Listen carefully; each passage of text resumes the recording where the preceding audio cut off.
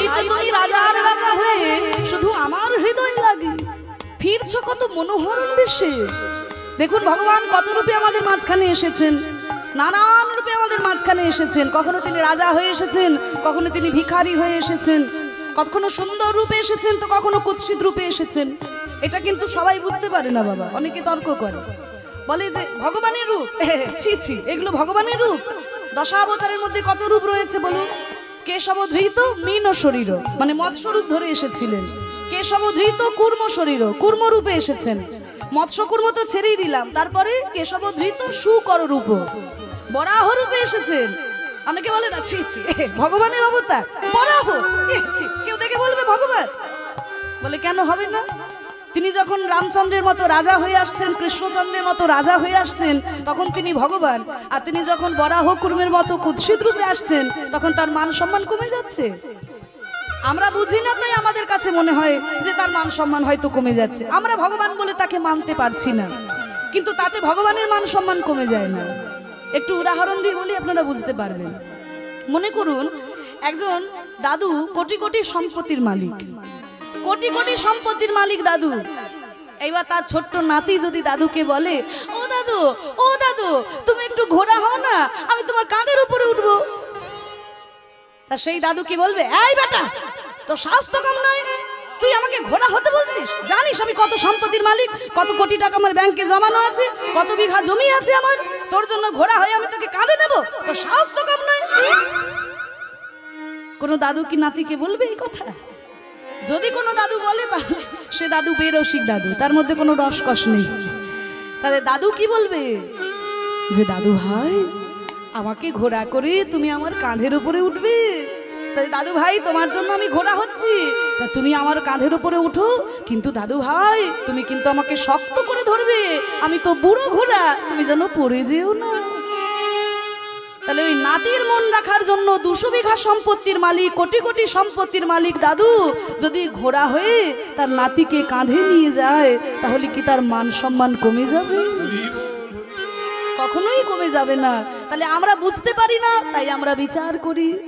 আমরা বুঝতে পারি না, তাই আমরা বিচার করি। বলে বিচার করতে যেও না, বিচার করতে গেলে রসাতলে চলে যাবে। এই তর্ক বিতর্ক দিয়ে ভগবানকে লাভ করা যায় না, ভক্তি দিয়ে ভগবানকে লাভ করতে হয়। তিনি কত রূপে আমাদের মাঝখানে এসেছেন, লীলা করার জন্য তিনি আমাদের মাঝখানে নেমে এসেছেন, আমাদেরকে উদ্ধার করার জন্য তিনি আমাদের মাঝখানে এসেছেন।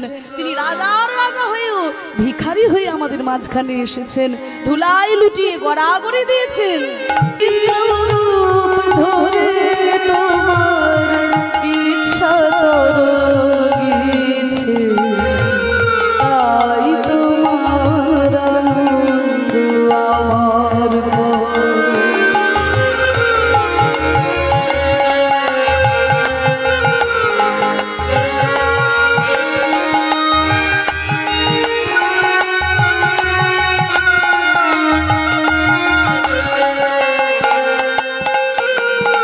তাই তো তুমি রাজার রাজা হয়ে তবু আমার হৃদয় লাগে ফিরছো কত মনোহর বেশে প্রভু, নিত্য আছো জাগি।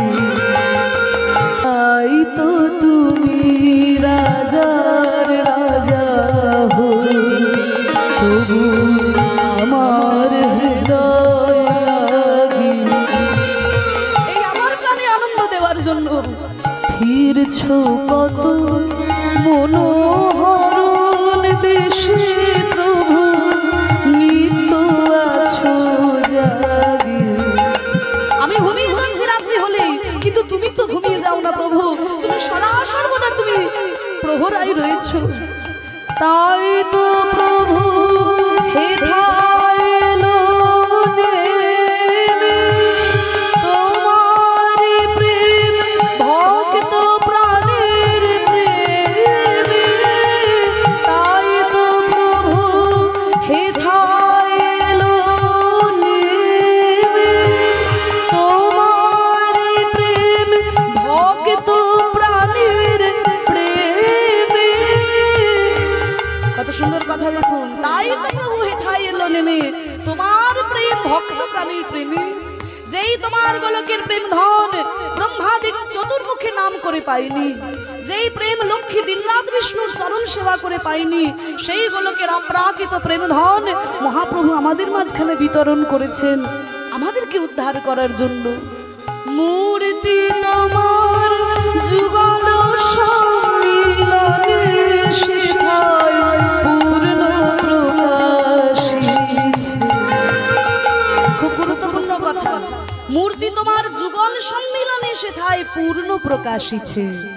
দেখুন, একমাত্র আমাদের সনাতন ধর্ম বাবা, আমাদের ধর্মে একই আসনে ভগবানের সঙ্গে ভক্তকে পুজো করা হয়। খুঁজে দেখুন, পৃথিবীর অন্য কোনো ধর্মে হয় না, একমাত্র আমাদের ধর্মে হয়। কোন ধর্মে দেখাতে পারবেন ভগবানের সঙ্গে ভক্তের পুজো করা হয়? কিন্তু আমাদের ধর্মে করা হয়। যে আসনে রামচন্দ্র পুজো পায় সেই আসনে কিন্তু হনুমানও পুজো পায়। হনুমান তো রামচন্দ্রের ভক্ত। যে আসনে মহাপ্রভু পুজো পাচ্ছেন ওই একই আসনে শ্রীবাস পণ্ডিত পুজো পাচ্ছেন। তা শ্রীবাস পণ্ডিত তিনি তো ছিলেন নারদ মুনি, তাহলে নারদ মুনি হচ্ছে ভগবানের ভক্ত। তাহলে ভক্ত ভগবানকে একই আসনে পুজো করা হয় একমাত্র আমাদের সনাতন ধর্মে।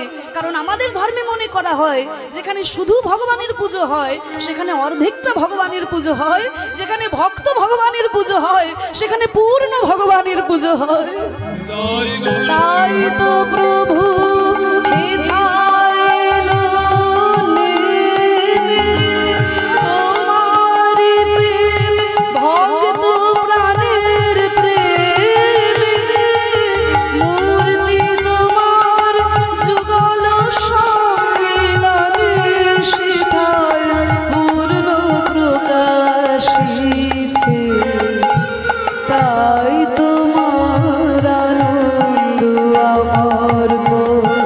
তুমি তাই এসেছো।